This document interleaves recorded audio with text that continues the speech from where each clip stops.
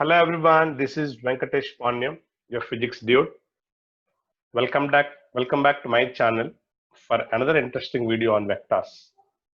Today, in this video, I'm going to explain about the addition of vectors. In the previous class, I explained about the resolution of vectors and the applications of resolution. Now in this, I'm going to explain addition of vectors. Let me begin this. The vector addition can be done by three laws. One is the parallelogram law, the second is triangle law, third one is polygon law. But very important for applications is parallelogram law of vector addition. So more problems can be solved by using parallelogram law. So today in this video, I'm going to focus only on parallelogram law. We'll discuss all the different cases of parallelogram law. We'll derive the resultant vector, magnitude of resultant, all the points related to parallelogram law of vector addition. Let's begin the today's lecture. First of all, the statement is very, very important. First, what the statement says? It says like this. If two vectors drawn from the same point are taken as the two sides of a parallelogram, both in magnitude and direction, then the third vector drawn from the same point along the diagonal gives their resultant both in magnitude and direction. So what does it mean? Let me explain. For that, what we do is we'll consider two vectors. One is P bar, another one is Q bar. So let me take the two vectors like this. Let's take this point as O, this point as A. This OA represents a vector, say P bar. Similarly, we need to draw another vector from the same point. That's what I said.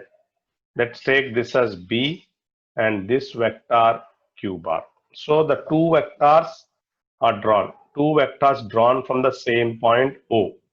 As the adjacent sides are the two adjacent sides of parallelogram. As the two, there is a one word missing, that is adjacent sides of parallelogram. Now what happens? See, let us complete this parallelogram by drawing. We can move, as I said in the previous class, we can move vector parallel to nothing will happen. So I'll draw again this P bar. Again, let us draw Q bar here, and this is Q bar. Now parallelogram is completed. So what the resultant, the diagonal, the vector drawn from the same point along the diagonal.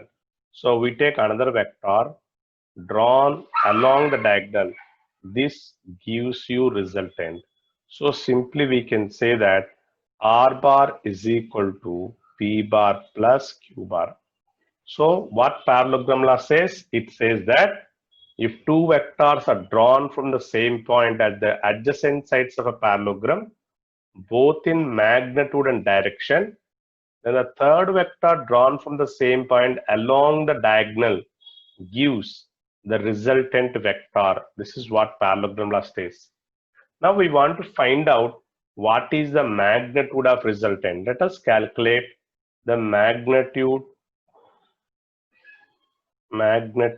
and direction of resultant vector.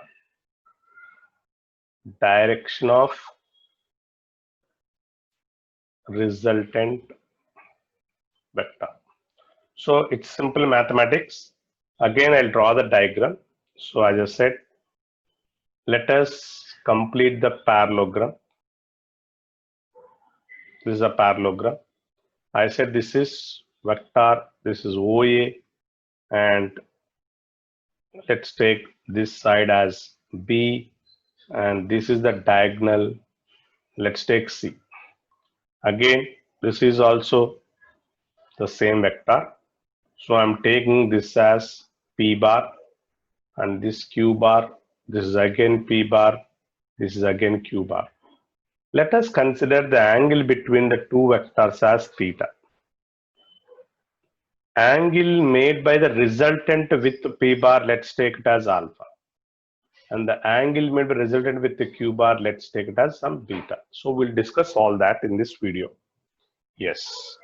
here what I'm going to do is, since we know that in the beginning I said the length of the vector is nothing but the magnitude. So we can say that OA is nothing but P, the magnitude of vector P bar. Similarly, OB is also is equal to Q. Since OB and AC are parallel, I can take even AC is also Q, and then OC the diagonal, the OC value I can take it as the diagonal of the vector, that is R bar, as I said in the previous diagram. So this is actually R bar. So what does that OC represents? OC is equal to R. The length of the vector OC is R. Now, in order to solve this magnitude, what we do is, let us extend this like this, and let us drop a perpendicular here. I'm just extending this line up to the point D, and I'm putting a vector perpendicular to it. It's a perpendicular vector, so let's say D. And since corresponding angle, this line is theta, obviously this also become theta only, because these two are OB and AC are parallel, they make equal angle. So this is the diagram. So if you observe that diagram, there is a one right angle triangle OCD. Let us take from triangle OCD. So since the right angle triangle hypotenuse square is equal to opposite square plus adjacent square, so I can write OC square is equal to OD square plus CD square. But if you clearly observe that OD is same as OA plus AD, let us substitute. So OC square is OD square plus, in the place of OD, if I write that OA plus AD whole square, let's keep in the bracket whole square plus CD square. Now let us expand the bracket. So I'll get this as OC square is equal to OA square plus AD square 2OA AD plus CD square. Let me rearrange this. OA square plus AD square plus CD square plus 2OA AD. Again, if you observe the picture, the figure, there is one more right angle triangle ACD. So again, I can write from triangle ACD, I can write AC square as AD square plus CD square. In the place of AD square plus CD square, I can write AC square. So OC square is equal to OA square. Now it becomes AC square plus 2OA AD. We know that the value of OC is R. The value of OA is P. And again AC is Q. But we don't know what is the value of AD. So what I'll do is I'll take the triangle ACD. From that I eliminate what we call it as AD. So let's take from triangle ACD. If you want to find the value of AD, I need to take cos theta. If I take cos theta, AD by AC. So from that I can understand that cos theta is equal to AD by AC. So from that AD becomes AC cos theta. Now I'll substitute. So ultimately I got OC square is equal to OA square plus AC square plus 2OA AC cos theta. Now already we know the values of this. This is R, so R square. This is P square. This is Q square. PQ cos theta. And remember, therefore, R is equal to the square root of P square plus Q square 2PQ cos theta. This is the expression for the magnitude of the resultant vector. So R is the magnitude of the result. R bar is the resultant vector. Now R is the magnitude of the resultant vector. So this is a widely used formula in physics. Without this formula, many problems are difficult to solve. We use this everywhere. There is a force, there is a field. So we use it in gravitation, we use in electrostatics, we use it in magnetism. So we use a lot the formula. So you have to remember it. Now I want to find out what is the value of alpha and what is the value of beta. So that also I can find easily. Simply again take from triangle. Let's take from triangle OCD again. So what is tan alpha? This is a angle. So opposite side is CD by adjacent side is OD. This I can write CD upon OD is nothing but OA plus AD. Again, I don't know what is AD, what is CD, I eliminate. So once again, I can write cos theta. If I write cos theta is AD by AC. So from that, AD is equal to AC cos theta. Similarly, sin theta is equal to sin is opposite side. So CD by AC, that implies CD is equal to AC sin theta. Let me put these two here.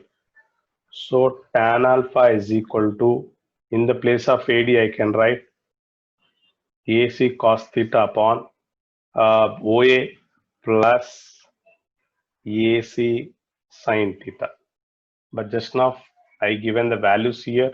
So we write this as tan alpha is equal to, what is AC here? Q. So Q cos theta, wait a minute. Yeah, Q sin theta, somewhere we made a mistake. CD is AC sin theta. Sorry, this is AC sin theta. AC sin theta. So this is Q, this will be cos theta. So Q sin theta by P plus Q cos theta. So ultimately I can write here alpha is equal to tan inverse of Q sin theta by P plus Q cos theta. This is the angle made by the resultant vector with P bar. Similarly, I can find out beta value. How we can find out beta? Simply interchange. In the place of P, write Q, and in the place of alpha, write beta. So same formula we'll get. So only P and Q are interchanged. So similarly, I can write tan beta is equal to, in the place of Q, write P, in the place of P, write Q. So P sin theta by Q plus P cos theta. So beta is equal to tan inverse of P sin theta by Q plus P cos theta. This is the angle made by R bar with what called as a resultant, I mean with Q bar. Again, from the figure, it is very clear that theta is the sum of alpha plus beta. So this is also an important expression. So we can write here alpha plus beta is equal to theta. So till now we understood what is the expression for the magnitude of the resultant vector. Then we understood what is the angle made by the resultant vector to P bar, angle made by resultant vector to Q bar. Now let us discuss some special cases here. Let us discuss parallelogram law for different cases. Let's take some special cases. The first case I'll take if theta is equal to 0. What does that mean? The two vectors are parallel. Theta is the angle between P bar and Q bar. When the two vectors are parallel, resultant formula is, we all know that R is equal to the square root of P square plus Q square plus 2PQ cos 0, because theta is 0 now. So R is equal to the square root of P square plus Q square plus 2PQ, because cos 0 1. It is of the form A plus B whole square. So simply R is equal to P plus Q. Remember, this is the maximum possible value of resultant. R maximum is equal to P plus Q. So simply, when the two vectors are parallel, the resultant will be the sum of their magnitudes. Let's take an example. So there is a body. On this body, two forces are acting like this. One force is 10 Newton, another force is 5 Newton. What is the resultant force in the parallel? Simply 10 plus 5. This is nothing but 50 Newton. Now, if you look at the resultant, this is the resultant force, that is R. If you look at this, P is parallel to R, Q is also parallel to R. So that's why we can say, in this case, or you can find out the value also separately. What is tan alpha formula? Tan alpha is Q sine theta by P plus Q cos theta. In the place of theta, put 0 here. So that implies Q sine 0 by P plus Q cos 0. Sine 0, 0, overall get 0 only. So alpha 0, similarly, beta is also equal to 0. That means since the resultant is parallel to these two vectors, so here the resultant vector is also parallel to P bar and Q bar. So that's why alpha beta becomes 0. Sometimes they'll say that if P is equal to Q, simply the resultant become 2P. As I said, this is the maximum resultant possible. Let's go to case 2. Suppose I take if theta is equal to some 6 degrees. So what is the resultant? Just take P square plus Q square 2PQ cos 60.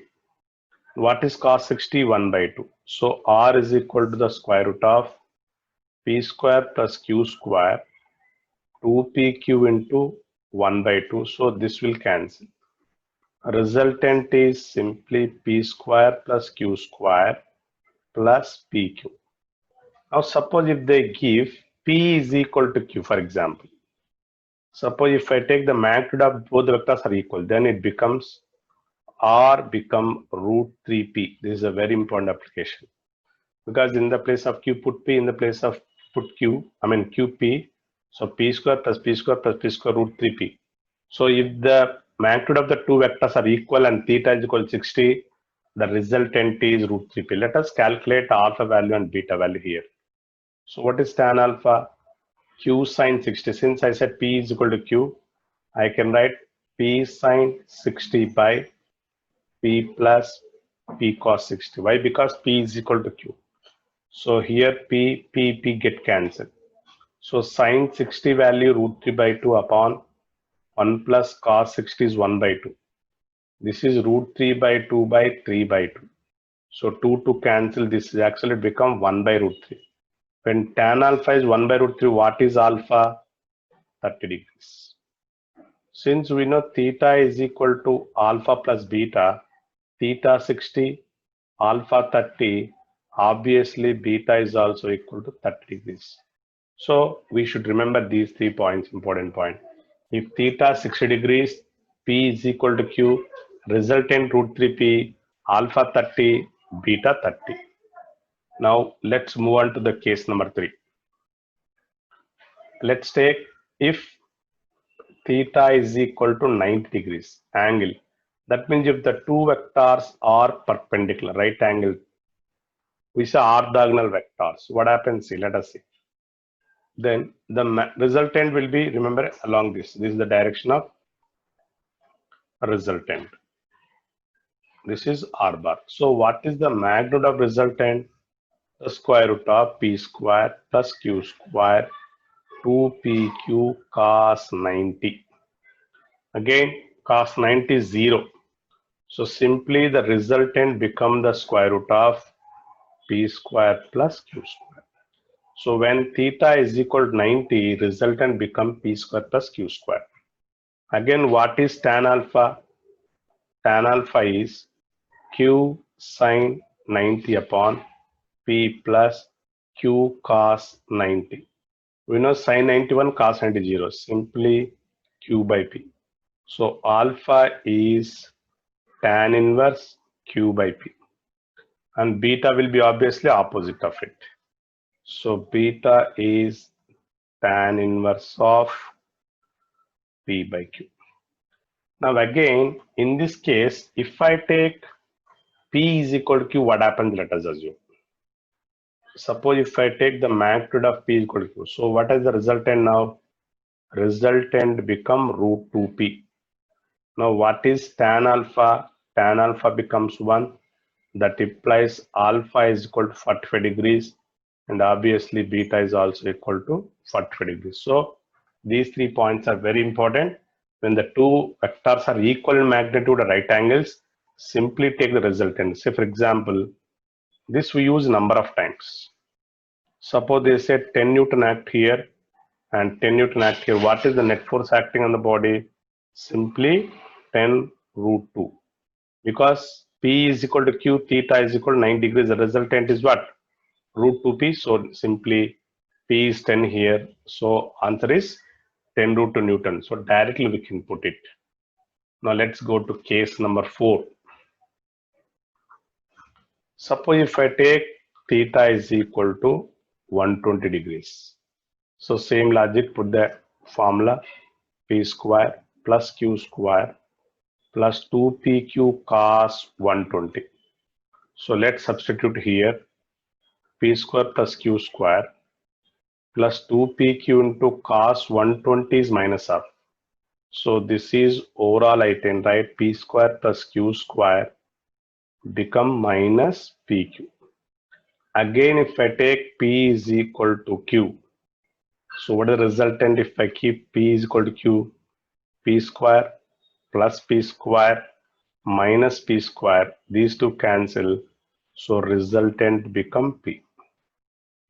When theta is equal to 120, P is equal to Q, the resultant become P. Now let's calculate tan alpha value.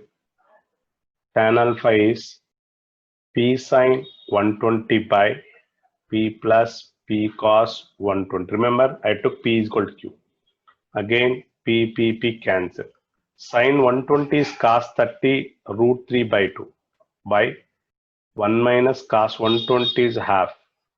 This is nothing but root 3 by 2 upon 1 by 2, nothing but root 3. So if tan alpha is root 3, alpha is equal to 6 degrees. Similarly, beta is equal to 6 degrees. Now let's go to case number 5. In case number 5, I take theta is equal to 180 degrees. That means the two vectors are anti-parallel. This is theta 180 means. So now what happens you see? So resultant become root over P square plus Q square 2PQ cos 180. So R is equal to square root of P square plus Q square. Cos 180 is minus 1. So it is minus 2PQ. So since it is of the form A square plus B square minus 2AB, the resultant is P minus Q. Remember, this is the minimum resultant possible. Minimum resultant is when the two vectors are anti-parallel. And I told you in the beginning, the maximum resultant is when the two vectors are parallel. If the two vectors are parallel, resultant is maximum. If the two vectors are anti-parallel, the resultant is minimum. Again, if I take here, if I take P is equal to Q, if I take P is equal to Q, resultant becomes 0. Just like example, let's take an example. There is a body. On this body, two forces are acting like this. This is 10 Newton, and remember this is 10 Newton. Both the forces are equal opposite. So what is the net force? Net force is 0. Why? Because the body is not moving, because the two equal forces are acting in the opposite direction. Then what about tan alpha, tan beta? Let us calculate. So tan alpha A, since P is equal to Q, P sine 180 by P plus P cos 180. Again you cancel PP. So this is sine 180 by 1 plus cos 180. You know cos 180 is minus 1. So this becomes 0 by 0, which is undefined. Since there is no resultant, alpha, beta are undefined. There is no alpha and there is no beta here. Alpha, beta are undefined. Because when the alpha, beta are the angles made by resultant. When there is no resultant, there is no point of alpha and beta. So these are the 5 important cases we regularly come across in parallelogram law. Let us summarize these in the form of a table so that we'll understand better. Let's take serial number, then theta value, then resultant, then alpha, then beta. Let me fill up this table. So let's take serial number 1. Theta is equal to, if I take P is equal to, what happens you see? If theta is equal to 0 degrees, resultant will become 2P, alpha at 0 degrees, beta at 0 degrees. Let's go to second point. When theta is equal to, I said 60 degrees, resultant become root 3P, alpha is 30 degrees, beta is 30 degrees. Now let's see third case, when theta is 90 degrees, resultant I said root 2P, alpha 45 degrees, beta is 45 degrees. Similarly, in the fourth case, when theta is 120, when theta is 120 degrees, I said resultant is P 60 degrees and this is 60 degrees. And the fifth case, where I took theta as 180 and if P is equal to Q, I got resultant 0, alpha, beta are undefined. This is a very important table you should remember. This table will help you a lot throughout your intermediate 2 years of physics because all the required conditions were given in this table form. Remember, only this applicable when P is equal to Q. So if you remember these conditions, it will save lot of time.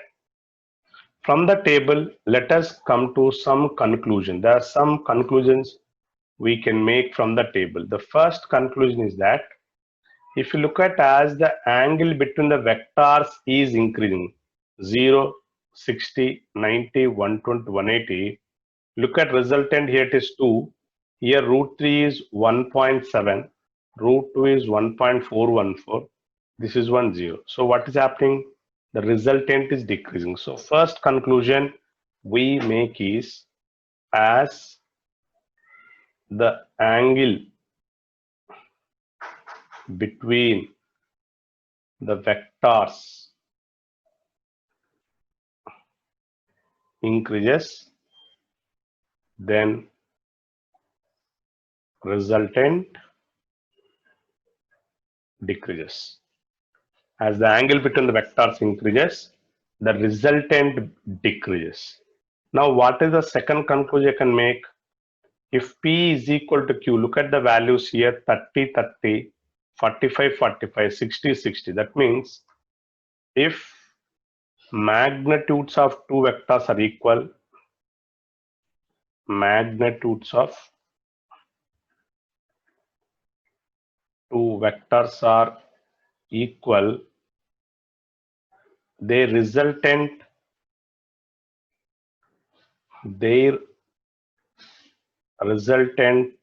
always bisects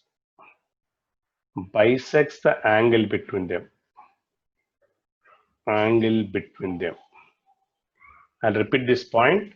If the magnitudes of two vectors are equal, their resultant always bisects the angle between them. So what does it mean?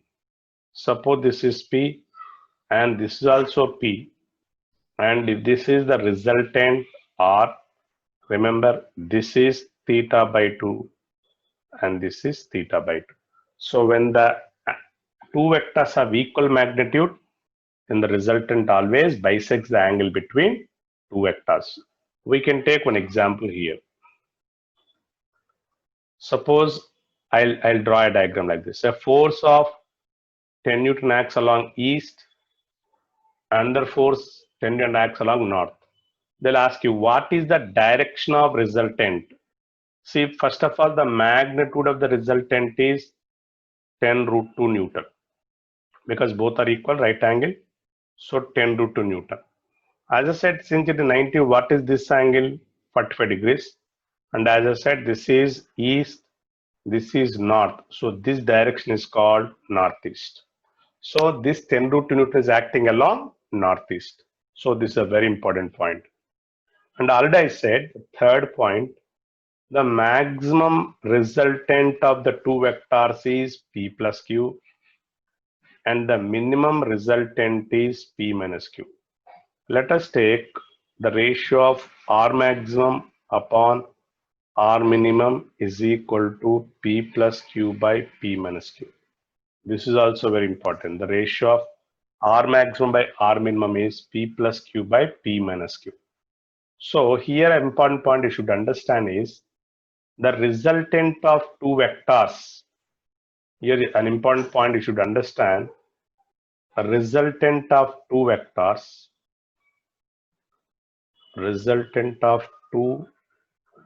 vectors, cannot be more than P plus Q and less than P minus Q. So by using two forces, maximum that we can produce is P plus. Let me take an example, you understand. Suppose I have a body. On this body, two forces are acted like this. One is a 5 Newton, this is under 10 Newton. There is some angle theta. So what is the maximum force I can apply? 10 plus 15 if theta is equal to, that means if the two are parallel. What is the minimum I can produce? So this is 15. 10 minus 5 Newton if theta is 180 degrees. So the value, the resultant of 5 and 10, it cannot be less than 5, it cannot be more than 15. That means however I apply, I cannot produce more than 15. However I apply, I cannot produce less than 5. So resultant of two vectors always lies between the what called as a maximum and minimum, P plus Q and P minus Q. Another important point, if you look at the vectors, there is a two vectors P and Q. As I said, there is a resultant. This is the resultant of R, alpha and beta. Remember, suppose if P greater than Q, that means the magnitude of P more than magnitude of Q, then alpha will be less than beta. Similarly, if P less than Q, then alpha will be greater than beta. So what does that mean? The resultant of two vectors is always nearer to a vector having more magnitude. The resultant of two vectors is nearer to a vector having more magnitude. For example, let's take an example. Suppose I want to find out, simply I'll take one more example. Here 3 Newton, here 4 Newton acting. Remember the resultant of the two vectors will be root over 9 plus 16, nothing but 5 Newton. Now in this case, how this resultant acts, if I take this is alpha, this is beta. Remember in this is not 45 degrees. Why? Because P not equal to Q, so alpha not equal to beta. Only when P is equal to Q, alpha, beta are equal. So in this case, since the magnitude of this is more, so simply we can say beta less than alpha. That means the resultant nearer to 4 Newton. So in this case, beta less than alpha means the resultant will be more towards 4 Newton when compared to 3 Newton. So these are the different cases of parallelogram law. and I hope you all understood this parallelogram law, which is very important. I devoted the entire class only for parallelogram law because it has a lot of applications in our day-to-day life. In the coming video, I'm going to discuss about what is triangular vector addition and what is the polygon law and how they are used, and we'll discuss even the subtraction of vectors. I hope you all understood what I'm teaching, and please subscribe my channel if you really like my videos, and do not forget to share my videos with your friends, and please leave your comments and click the bell icon for more updates. Thank you for listening. Happy physics learning. Thank you once again.